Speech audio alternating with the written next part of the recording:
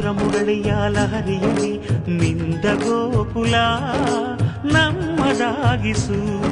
ಶಿವನನು ಪುರಾನುರಣಿಸು ಆ ಕೈಲಾಸವ ಕಣ್ಣ ತುಂಬಿಸು. ಸೌಂದರ್ಯವೆಲ್ಲ ಏಕವಾಗಿ,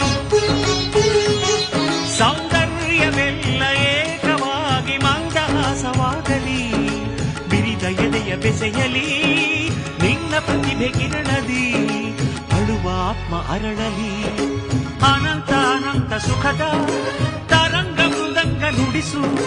ಅಶಾಂತ ವಿಶಾಂತ ಮನದ ವಿರಾಗ ವಿಯೋಗ ತಣಿಸು ತಣಿಸು. ಕಾವ್ಯ ಕಾವ್ಯ ಅಮೃತ ಉಣಿಸು.